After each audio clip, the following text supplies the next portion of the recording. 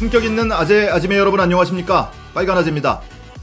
법무부가 어제 검찰 인사를 단행을 했죠. 근데 언론이 이 내용을 보도하면서 무슨 큰일이나 난 것처럼 호들갑을 떨고 있습니다. 근데 사실 어제 인사 대상자는 4명밖에 안 됩니다.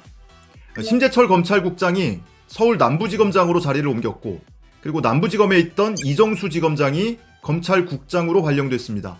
그러니까 둘이 자리를 맞바꾼 거예요. 그리고 공석이었던 대검 기조부장 자리에는 조종태 춘천지검장이 발령이 됐고, 춘천지검장에는 서울고검에서 근무를 하던 김지용 차장검사가 자리를 옮겼습니다.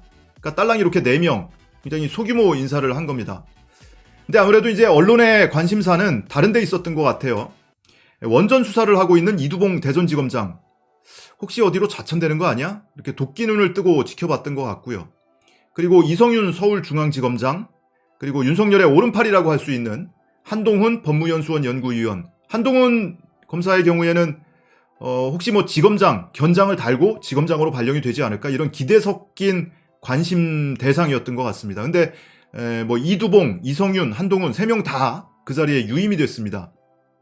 근데 이 인사 결과를 언론이 보도하면서 박범계 장관의 첫 인사마저도 윤석열 검찰총장을 패싱했다, 그러니까 식물총장으로 조용히 있다가 나가라는 뜻이다, 이런 식으로 과도한 해석을 붙여서 보도를 하고 있습니다. 이게 윤석열의 의지가 반영된 건지 그 측근들 입에서 나온 워딩인지는 모르겠는데 그런 식으로 이렇게 따옴표 쳐가지고 지금 보도가 되고 있거든요.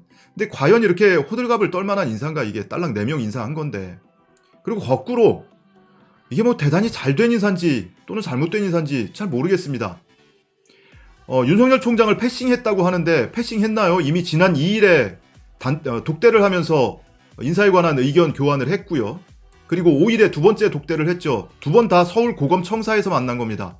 더더군다나 이 2번째 독대 장면은 사진으로도 공개가 됐는데 이렇게 윤석열 총장이 쩍벌한 상태로 이렇게 인사에 관한 의견을 교환했다는 겁니다. 1차 독대에서는 인사의 원칙이라든지 방향에 대한 의견을 주로 나눴을 것이고, 그리고 2번째 독대에서는 뭐 방향은 물론이고 그 범위, 그리고 주요 인사, 뭐 이성윤, 한동훈, 또는 뭐 이두봉, 뭐 또는 심재철, 이런 사람들에 대한 의견 교환을 했을 거예요. 이렇게 2번이나 세부적인 내용까지 의견 교환을 했는데 과연 이게 패싱이라고 할 수 있는 건지 모르겠습니다. 더더군다나 윤석열 총장이 원한 인사안, 예를 들면 심재철 국장 빼달라, 빼줬잖아요. 그리고 대전지검장 이두봉 그 자리에 유임시켜달라, 유임시켜줬잖아요. 그러니까 박범계 장관 입장에서는 뭐 정권에 불리한 수사, 심지어 나에 대한 수사를 하고 있지만 현안 수사를 하고 있는 사람에 대해서는 그대로 수사를 계속할 수 있게 해줘야 되겠다라면서 이두봉 지검장을 유임시켰습니다. 그리고 같은 맥락에서 이성윤 서울중앙지검장도 유임을 시킨 거죠.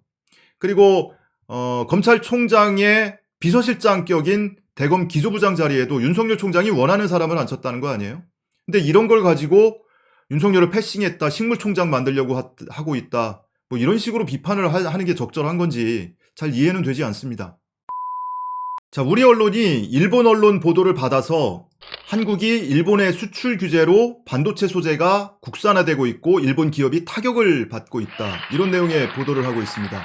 이 원문 보도는 일본의 니혼게이자이 신문입니다. 지난 6일자 보도인데요. 한국 반도체에서 탈일본이 착착 진행되고 있다, 첨단 소재의 국산화가 진행 중이다, 이런 내용의 보도입니다. 본문 보시면 한국 반도체 관련 소재의 자국 상품이 정착되기 시작했다. 한국무역협회가 집계한 2020년 일본에서의 불화수소 수입량은 19년 대비 75% 감소했다. 일본 정부의 대한국 수출 규제 전과 비교하면 90% 감소한 수준으로 침체가 계속된다, 이런 내용의 보도입니다. 요약하면 일본의 수출 규제로 한국 반도체 소재가 국산화되고 있어서 일본 기업이 타격을 입고 있다. 한국 기업이 삼성전자에 불화수소를 공급하고 있고 일본의 수출은 90%가 감소했다. 일본에서는 뭐 새로운 내각이 탄생하고 과거의 일이 됐지만 한국에서는 국산화 작업이 착실히 진행 중이다, 이런 내용의 보도를 한 겁니다. 그러니까 돌이켜보면 한 1년 반 전에 2019년 7월에 일본이 처음으로 이 반도체 소재 부품에 대해서 수출 규제를 했죠. 뭐 화이트리스트에서 배제한다, 이런 발표도 했었고요. 그 발표 있고 나서 우리나라에서 얼마나 진통을 겪었습니까? 정말 이 첨예하게 국내에서도 첨예하게 갈등이 있었어요. 마치 일본하고 맞서거나 일본하고 싸우면 우리 경제가 곧 망할 것처럼 이렇게 부풀려가면서 정부 공격하고 문재인, 조국 하나같이 이렇게 공격하는 언론 보도들, 그리고 좀 배웠다 하는 사람들의 이런 전망들, 우려 섞인 전망들 굉장히 많았죠. 언론 보도 보기 전에 대표적으로 여러분들 많이 기억하시는 게 유튜버 리섭 기억하십니까?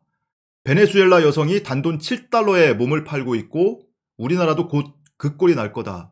일본하고 싸우면 미국하고 싸우다가 망한 베네수엘라처럼 우리나라가 일본하고 싸우면 곧 망할 거고 베네수엘라 여성들처럼 한국 여성들도 7달러 받고 몸을 팔게 될 거다. 이런 내용의 영상을 만들었었고 뭐 그 외에도 이 리섭이라는 사람이 다뤘던 내용 중에는 식민지 근대화론을 근간으로 하는 내용들 굉장히 많습니다. 우리나라 근대화가 된 것은 솔직히 까놓고 말해서 일본 덕분 아니냐 뭐 이런 내용의 영상들 굉장히 많았어요. 근데 이 영상을 화장품 회사 한국콜마 윤동한 회장이 직원 원례조회에서 한 700명 모아놓고 이 영상을 틀었다는 거 아니에요? 그래서 이게 사회적으로 크게 물의를 빚었고 결과적으로 윤동한 회장이 회장직에서 사퇴하는 일까지 벌어졌었죠. 그리고 당시 언론 보도 보시면 조선일보의 7월 15일자 사설인데요. 국채보상, 동학운동, 1세기 전으로 돌아간 듯한 청와대 이런 내용의 사설을 실었습니다. 일본의 보복까지 부른 한일 갈등은 강제징용 배상 판결에서 비롯된 외교 문제다. 정부가 미리 나서 일본 측과 대화하고 해법을 만들었으면 이렇게까지 되지 않았을 일이다. 삼권 분립을 이유로 8개월간 수수방관하면서 이를 키웠다. 정부가 치밀하게 대처하지 못해 반도체 산업과 기업들의 큰 피해가 생기게 해놓고는 100년 전처럼 일본과 싸우자고 한다. 이렇게 한국 정부를 맹렬히 비판하고 있습니다. 그런데 이 사설 어디에서도 그리고 관련 기사 어디에서도 일본을 비판하는 글은 찾아볼 수가 없습니다. 중앙일보도 비슷한 맥락에서 같은 날 조국 민정수석은 죽창가로 무슨 말을 하려는 것인가 이러면서 문재인 대통령뿐만이 아니고 조국 당시 민정수석이 SNS를 통해서 일본하고 맞서 싸우자, 여러분 힘을 합치시다 뭐 이런 식으로 독려한 것을 가지고 맹렬히 비판을 합니다. 그러니까 마치 이게 일본 편을 드는 것 같고 그러다 보니까 토착외구라는 말이 광범위하게 사용이 됐었죠. 이게 뭐 조선일보, 중앙일보 두 가지 사례만 봤지만 굉장히 많은 언론들이 비슷한 보도를 쏟아내고 있었어요. 백민은 중앙일보 편집국장 출신의 전영기 칼럼니스트의 글입니다. 이날 본인의 페이스북에 이런 글을 올렸어요. 종족 간 패싸움 부추기는 자들이라는 글을 올렸는데 일본의 경제 보복에 맞보복하자든지 세계 여론전에서 승리할 수 있다든지 집권 세력 가운데 일본 상품 불매운동을 선동하는 사람들은 매국노라고 생각한다. 일본 상품 불매운동을 주장하면 매국노라는 거예요. 일제를 불매하면 그것들을 소재 부품 장비로 하여 생산하는 국산품도 만들지 못하기 때문이다. 그 타격은 한국인과 한국 경제에 괴멸적이다. 괴멸적이라는 표현까지 등장했습니다. 이분한테 한번 묻고 싶어요. 전영기 씨. 지금 시사저널 편집국장이라는데요. 지금도 혹시 불매운동을 하면 매국노라고 생각하십니까? 그리고 일본하고 이렇게 맞서 싸우면 한국 경제가 괴멸될 거라고 믿고 계세요? 당시에 수많은 언론과 학자라는 사람들이 앞다퉈 나타나서 사실상 뭐 무릎 꿇으라고 말만 안 했지 대통령이든 총리든 빨리 일본 쫓아가서 일본 총리 만나라 아베 만나서 사실상 무릎 꿇으라고 그렇게 강요하고 종용하지 않았습니까? 일본에 굴복해야 된다. 안 그러면 우리나라 망한다. 이런 보도를 얼마나 쏟아냈습니까? 이 전영기라는 사람이 지금은 무슨 글을 쓰고 있나 궁금해서 한번 찾아봤는데요. 본인의 페이스북에 마지막으로 쓴 글이 올 1월 12일에 쓴 글인데 제목이 대깨문 민주주의의 적이라는 글입니다. 대가리가 깨져도 문재인이라는 사람들은 과거 노무현 대통령을 지지했던 노사모와 다릅니다. 대깨문은 정책적 관심보다 감정적 동조가 지배적이고 교주를 숭배하는 사교 집단의 무드가 또렷하며 관념에 갇힌 비현실적인 근본주의 성향인데다 음모 숭배와 언어폭력에 굴복하는 경향이 있습니다. 이게 언론인인지 무슨 극우단체 활동가인지 분간을 할 수가 없습니다. 유튜브도 가지고 있더라고요. 유튜브 채널도 갖고 있어서 찾아봤더니 마지막 영상이 작년 4월 15일 국회의원 선거 있던 날 올린 영상이 마지막 영상입니다. 이 제목이 빅데이터 최후의 예측 오세훈, 배현진 당선. 오세훈 당선?